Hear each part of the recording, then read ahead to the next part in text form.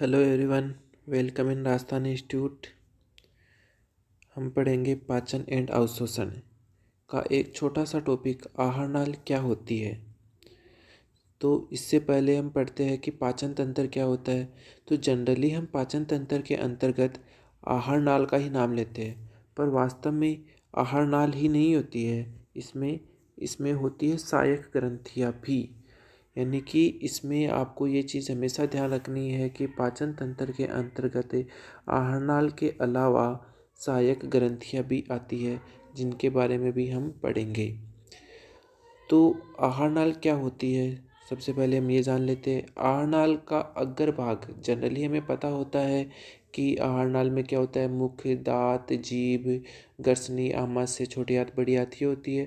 पर इसको हम थोड़ा सा सिक्वेंसली हम देख लेते हैं। तो आहार नाल का अग्र भाग मुख से प्रारंभ होकर पश्च भाग में स्थित गुद्दा द्वारा बाहर की ओर खुलती है। तो मतलब ये कहाँ से स्टार्ट होती है, मुख से प्रारंभ होकर गुद्दा द्वारा ये समाप्त हो जाती है। तो आहार नाल का प्रथम पॉइंट है मुख। तो हम देखेंगे जैसे ही हम अपने मुख माउथ को ओपन करते हैं तो अंदर क्या होगा, मुख गुहा यानी कि कैविटी होगी, उसे क्या कहेंगे, मुख गुहा। और उसके अंदर क्या होता है, दांत होंगे और क्या होगी, एक जीभ, मस्कुलर जीभ। जीभ क्या होती है, पेशी, मसल्स। यानी जीभ में क्या होता है, मसल्स। ये चीज़ हमें ध्यान रखनी है। अब हम डिटेल में पढ़ेंगे टीथ को। टीथ क्या होता है, दांत क्या होता है। तो सबसे इम्पोर्टेंट क्वेश्चन इससे यही आता है कि एक तो होता है दांत का विन्यास कैसा होता है, 21-23, 21-23। दूसरा आता है दांत की विशेषताएं क्या क्या होती है। दांत की विशेषताएं क्या क्या होती है। तो सबसे पहले ये थिकोडोंट होते हैं, मोनोफाइडोंट होते हैं और डाइफाइडोंट होते हैं। थिकोडोंट यानी गर्तदंती। हमारे दांत जबड़े में स्थित होते हैं ना, जबड़े में सांचे में स्थित होते हैं। यानी कि हमारे दांत जो गम, जिसे हम जबड़ा बोलते हैं, उसमें स्थित होते हैं। मोनोफाइडोंट और डाइफाइडोंट। मोनोफाइडोंट का मतलब क्या होता है कि वो दांत जो हमारे जीवन काल में केवल एक ही बार आते हैं, हमारे जीवन काल में केवल एक ही बार आते हैं, उनको मोनोफाइडोंट बोला जाता है। और डाइफाइडोंट द्विबारदंती, यानी कि हमारे बचपन में दूध के दांत आते हैं और फिर वो किस में प्रतिस्थापित हो जाते हैं, स्थायी दांतों में। किस में प्रतिस्थापित हो जाते हैं, स्थायी दांतों में। तो ये इनका फॉर्मूला होता है जो हम अभी देखेंगे, रुको। हमारे अंदर 4 प्रकार के दांत होते हैं। 4 प्रकार के दांत होते हैं, ICPM, इंसिजर, केनाइन और प्रीमोलर, और एक हो गया मोलर। इंसिजर, केनाइन, प्रीमोलर और मोलर। इंसिजर को हिंदी में कहते हैं कर्तनक, केनाइन को बोलते हैं रदनक, प्रीमोलर को अग्र चौड़क और मोलर को चौड़क। तो जब बच्चा 5-6 साल का हो जाता है, या हम कहें कि लगभग 10-15 साल का मान लो, तो उसमें दांत का विन्यास क्या होता है, 2102, 2102। 2102 क्या है, 2102 है ऊपर वाले जबड़े का अर्ध विन्यास, यानी कि आधा भाग, एक तरफ का नीचे वाले जबड़े का आधा भाग इंटू 2, यानी कि इन दोनों को आधा आधे को मल्टीप्लाई 2 से कर दिया तो पूरा हो गया। तो 2102, 2 और 1, 3 और 2, 5। तो 5 ऊपर, 5 नीचे और आधा व्यास, यानी कि आधा है ये। तो 10 इंटू 2 तो कितनी हो गई, ये 20। एक बच्चे में कितने दांत होते हैं, 20। फिर एक अडल्ट में, यानी कि जब उसकी एज हो जाती है लगभग 20-21 के आसपास, तो उसमें दांत कितने होंगे, 21-23, 21-23। और ये टोटल कितने हो जाएंगे, 32। अब इसमें जो क्वेश्चन आता है, that is the most important question, क्या है कि एक बच्चे की आयु है 12-13 वर्ष, तो उसमें कौन सा दांत एब्सेंट होगा, कौन सा दांत एब्सेंट होगा। तो उसमें एब्सेंट होगा,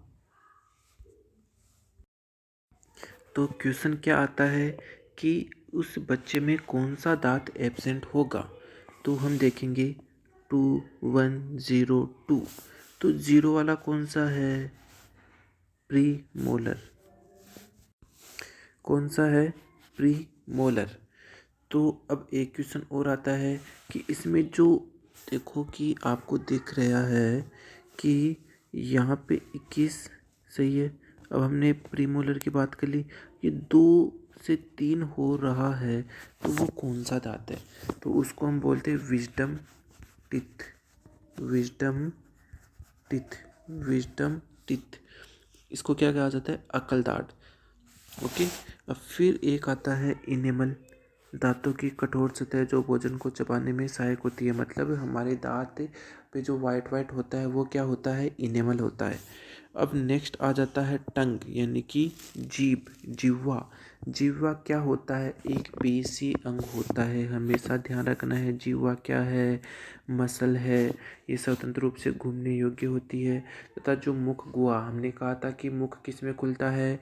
मुख गुहा में। और मुख गुहा में क्या होता है? एक होता है टिथ, एक होता है टंग। तो टंग मुख गुहा के किस से जुड़ी होती है? मुख गुहा के आधार पर एक होता है फ्रेनुलम। फ्रेनुलम के द्वारा यह जुड़ी होती है। और जिह्वा की सतह पर छोटे छोटे उभार पाए जाते हैं, उनको क्या कहा जाता है? पेपिला। उनको क्या कहा जाता है? पेपिला। और जिनमें स्वाद कलिकाएं होती है, जैसे हम मीठा, नमकीनी, खट्टा आदि स्वाद का अनुभव करते हैं, उन पेपिलाज में स्थित स्वाद कलिकाओं की वजह से ही करते हैं। सही है। फिर इसके बाद में आ जाता है फेरिंग्स। देखो फेरिंग्स से एक कॉमन क्वेश्चन आता है। फेरिंग्स से एक बहुत ही कॉमन क्वेश्चन ये आता है कि हमें क्वेश्चन दिया जाएगा कि भोजन तथा वायु का कॉमन पथ, सामान्य पथ कौन सा है? तो सामान्य पथ कौन सा होगा? फेरिंग्स। अब देखो ये मुख गुहा एक छोटी गश्त में खुलती है जो वायु तथा भोजन का दोनों का ही पथ होता है। और एक और जो क्वेश्चन आ सकता है इससे कि कभी कभी जब हम खाना खाते हैं तो हमारे खांसी सी हो जाती है, वो किस वजह से होती है? कि भोजन का श्वास नली में चला जाना। भोजन का किस में चला जाना? श्वास नली में। तो जब हम खाना खाते हैं, श्वास के लिए और भोजन के लिए फेरिंग्स कॉमन पथ है। फिर ऐसा कैसे संभव हुआ कि जब खाना खाते हैं तो भोजन श्वास नली में नहीं जाता है और कभी कभार चला जाता है? तो नहीं जाने का कारण क्या है? उपास्थ्यमयी यानी कि कार्टिलेजिनस। एक होती है बोन यानी कि हड्डी, और एक होती है कार्टिलेज जिसे कहा जाता है उपास्थि। जिसे क्या कहा जाता है? उपास्थि। तो एक उपास्थि का बना हुआ घाटी ढक्कन एपिग्लोटिस, क्या? एपिग्लोटिस होता है जो भोजन को निगलते समय श्वास नली में प्रवेश को रोकता है। किसको? भोजन को। अब देखो इसमें आपको दिख रहा होगा ये क्या है? मुख है। मुख किस में खुला? मुख गुहा में खुला। सही है। अब मुख गुहा से किस में गया? गर्सनी में गया। और ये क्या? कर्ण पूर्व ग्रंथि, ये अधोजिह्वा ग्रंथि, ये क्या है? ग्रंथियाँ है जिनको हम बाद में पढ़ेंगे। अब इसके बाद में आप अनुमान लगाओ कौन सा पॉइंट आएगा? गर्सनी के बाद में गर्सिका। गर्सिका के लिए ज़्यादा कुछ नहीं है खास, सिंपल सी चीज़ है एक कि गर्सिका एक लंबी नली है, दिख रही है लंबी नली है। यह गर्दन, देखो ये गर्दन है, इससे गर्दन से होते हुए वक्स, पता है हमारी छाती, और मध्य पट यानी कि डायफ्राम, डायफ्राम जो सांस लेने के काम में आता है, होते हुए जे आकार के, किसमें? जे आकार के, जे आकार के, जे आकार के थैली नुमा आमाशय में। हमें क्वेश्चन पूछा जा सकता है कि आहार नाल का कौन सा भाग जे आकार का होता है? ऑप्शन दे दिया जाएगा, गर्दनी, गर्सिका, आमाशय या छोटी आंत। तो आंसर आएगा आमाशय। सही। अब नेक्स्ट पॉइंट आ जाता है आमाशय गर्सिका, इतना इंपॉर्टेंट है नहीं। तो आमाशय में आइए, आमाशय क्या होता है? उदर गुहा यानी कि गुहा के ऊपरी बाएं भाग में स्थित होता है। हृदय के नीचे देखो, बाएं भाग में नीचे होता है।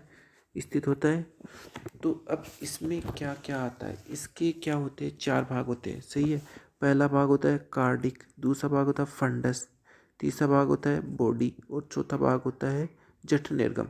Cardiac, fundus, body and pyloric. ये इंग्लिश नाम भी ध्यान रखना है, इससे थोड़ा इजी हो जाएगा ये याद होना। तो हम देखेंगे कि ये घर्षिका से आमाशय में आ रहा है तो वो किसके द्वारा कंट्रोल होगा। तो आप देखो इसमें पेशी अवरोधनी यानी कि पेशी मसल्स की बनी हुई अवरोधनी, जिसे क्या कहा जाता है, आमाशय घर्षिका अवरोधनी। आमाशय घर्षिका, आमाशय घर्षिका अवरोधनी, ये हो गए हिंदी में नाम। पर कई बार हिंदी में ऑप्शन ही नहीं होता है, तो उसके लिए क्या याद रखना है, गैस्ट्रो इसोफेजियल। गैस्ट्रो किसके लिए यूज होता है, आमाशय के लिए। इसोफेजियल इसोफेगस गर्चिका के लिए। तो गैस्ट्रो इसोफेजियल ये अवरोधनी होती है। फिर इसमें आ गया कार्डिक हो गया एक पार्ट, दूसरा पार्ट हो गया फंडस, तीसरा हो गया बॉडी, चौथा हो गया पाइलोरिक। तो आमाशय किस में खुलेगा, छोटी आंत में खुलेगा। आमाशय किस में खुलेगा, छोटी आंत में खुलेगा। तो छोटी आंत में खुलना कौन सी अवरोधनी के द्वारा नियंत्रित होगा, जैसे गर्शिका का आमाशय में खुलना आमाशय गर्शिका के द्वारा, तो इसका किसके द्वारा कंट्रोल होगा, पाइलोरिक जठर निर्गम अवरोधनी। स्पिंचर अवरोधनी को क्या बोला जाता है, स्पिंचर। तो जठर निर्गम अवरोधनी पाइलोरिक स्पिंचर के द्वारा कंट्रोल होगा। नेक्स्ट पार्ट आ जाता है छोटी आंत। छोटी आंत के 3 भाग होते हैं, एक होता है ग्रहणी, अग्र क्षुद्रांतर व क्षुद्रांतर। अग्र क्षुद्रांतर व क्षुद्रांतर। तो इसमें से देखो क्वेश्चन क्या आता है छोटी आंत से, कि इसके 3 भाग कौन कौन से हैं, और पूछा जाएगा कि ड्यूडेनम की आकृति कैसी होती है, सी शेप। सी आकार की ड्यूडेनम की आकृति होती है। देखिए ये रही सी शेप की आकृति, देखो ये रहा सी शेप का आकार, ये रहा सी शेप का आकार, और ये रही ग्रहणी। तो सी शेप की क्या होती है, ड्यूडेनम। फिर आता है अग्र क्षुद्रांतर, मध्य भाग हो गया, और क्षुद्रांतर ये भी कुंडलित भाग होता है, दोनों ही कुंडलित भाग होते हैं। आप देख भी सकते हैं इसके अंदर कि देखो ये रहा क्षुद्रांतर व ये रहा अग्र क्षुद्रांतर। तो इससे क्वेश्चन जनरली यही पूछा जाएगा कि ड्यूडेनम किस आकृति की होती है, आमाशय छोटी आंत के किस भाग में खुलता है, ग्रहणी में, और छोटी आंत बड़ी आंत में किसके द्वारा खुलती है, क्षुद्रांतर इलियम के द्वारा। इनको याद रखा जा सकता है किससे, इंग्लिश में DJI, ड्यूडेनम, जिजेनम और इलियम। फिर आ जाता है लार्ज इंटेस्टाइन, बड़ी आंत। देखो बड़ी आंत एक बहुत ही सिंपल सा पॉइंट हो रही है, अंधनाल, सिक्कम, इससे भी क्वेश्चन आने के चांसेस बनते ही बनते हैं। सिक्कम, अंधनाल, यह एक छोटा थैला होता है जिसमें सहजीवी सूक्ष्म जीव रहते हैं। सहजीवी सूक्ष्म जीव यानी कि इसमें सूक्ष्म जीव पाए जाते हैं। क्वेश्चन आता है कि हमारे आहार नाल के कौन से भाग में सूक्ष्म जीव पाए जाते हैं, तो वो क्या हो गया, सिक्कम। अंधनाल से एक छोटी अंगुली जैसी प्रवर्ध परिशेषिका अपेंडिक्स निकलता है जो अवशेषी अंग होता है। अवशेषी अंग होता है। तो आपने सुना होगा कि अपेंडिक्स का ऑपरेशन हुआ है, तो वो इसी अपेंडिक्स का होता है जो अंधनाल से एक छोटा सा अंगुली नुमा अवशेष होता है। दिख रहा है आपको अंगुली नुमा अवशेष, तो ये कभी कभार ज़्यादा ग्रोथ कर जाता है, उसकी वजह से ये पाचन में और भी कई प्रकार की दिक्कतें उत्पन्न करता है, जिस वजह से इसको ऑपरेशन करके निकाल दिया जाता है। अवशेषी अंग है, कोई काम है नहीं, तो इसको निकाल दिया जाता है। इसी प्रकार एक क्वेश्चन ये और होता है कि हमारी जो आहार नाल होती है उसमें अवशेषी अंग कौन कौन से होते हैं। एक तो अपेंडिक्स, एक तो होता है अपेंडिक्स, और जो हमने पढ़ा था थर्ड मोलर टीथ, जो हमने कहा था 2 से 3 हो गया, उसको विजडम टीथ कहा था हमने। तो वो विजडम टीथ होता है, वो अवशेषी अंग होता है। इसके बाद में आता है वृद्धांतर। बड़ी आंत में क्या है, अंधनाल, और वृद्धांतर आगे वाला पॉइंट। तो वृद्धांतर में क्या है, 4 भाग होते हैं। वृद्धांतर के 4 भाग हम डायग्राम में आपको दिखाएंगे। ये देखो अंधनाल इतना सा पॉइंट हो गया। फिर ये है वृद्धांतर, ये आरोही वृद्धांतर, ये अनुप्रस्थ वृद्धांतर, फिर ये अवरोही वर्धांतर नीचे की तरफ आ रहा है, और ये सिग्मोइड। देखो ये थोड़ा सा मतलब ये घुमा हुआ है ना, घुमा हुआ है ना, तो उसको सिग्मोइड वर्धांतर कहते हैं। इसके 4 भाग हो गए। आरोही यानी कि ऊपर बढ़ता हुआ आरोही हो गया। फिर अनुप्रस्थ यानी कि अनुप्रस्थ हो गया। फिर अवरोही भाग नीचे आता हुआ अवरोही भाग हो गया। नीचे आता हुआ क्या हो गया, अवरोही भाग हो गया। और ये सिग्मोइड थोड़ा सा ये कर्व है इसमें, तो इसको सिग्मोइड कहा जाता है। और फिर बड़ी आंत का कौन सा भाग आएगा, सिग्मोइड। वृद्धांतर के बाद में मलाशय, वृद्धांतर के बाद में कौन सा आएगा, मलाशय। बड़ी आंत मलाशय में खुलती है, जो मल द्वारा बाहर खुल जाता है। तो ये सिंपल सा हो गया। किसके द्वारा खुल जाता है, एनस गुद्दा द्वार के द्वारा बाहर की तरफ खुल जाता है। तो ये दांत देख लो, ये आमाशय है, गर्सिका हो गया, इसमें जठरागम, कार्डिक हो गया, फंडस हो गया, बॉडी हो गई, पाइलोरिक होगी, और ये ड्यूडेनम हो गया। यहाँ पे कौन सा स्पिंचर पाया जाता है, गेस्ट्रो, गेस्ट्रो इसके लिए इसोफेजियल स्पिंचर या आमाशय गर्सिका अवरोधनी। और यहाँ पे क्या है, जठ निर्गम अवरोधनी या पाइलोरिक स्पिंचर हो गया। इसमें देखो दांत, ये रहा, हमने लिखा था 2 1 2 3 21 23। तो देखो ये रत्नक इंसिजर 2 हो गई, एक हो गया कौन सा, रत्नक इंसिआई सी पी एम, और ये फिर से एम हो गया। ये हो गया इंसिजर 2। केनाइन क्या हो गया, 1। प्रीमोलर क्या हो गया, 2। और ये क्या हो गया, मोलर 3। और आप इसमें भी देख सकते हो हमने क्या पढ़ा है, पहले मुख पढ़ा है, फिर मुख में क्या पढ़ा है, एक तो टीथ पढ़ा है और एक टंग पढ़ा है। फिर ऐसे फेरिंग्स आ गया, फिर गर्सिका आ गया, फिर आमाशय आ गया। आमाशय के बाद ही छोटी आंत का ग्रहणी आ गया, अग्र शुद्रांतर आ गया, शुद्रांतर आ गया। शुद्रांतर जिसे इलियम कहा जाता है, वो बड़ी आंत के सिक्कम में खुलता है, इसके साथ अपेंडिक्स भी होता है। फिर वृद्धांतर कोलोन हो गया, कोलोन के 4 भाग हो गए, आरोही, अनुप्रस्थ, अवरोही और सिग्मोइड हो गया। फिर ये किस में खुला, मलाशय में खुला, और फिर गुद्दा द्वारा बाहर की तरफ। तो हम डायग्राम से भी पूरी आहार नाल को पढ़ सकते हैं। सही है, okay, thank you very much.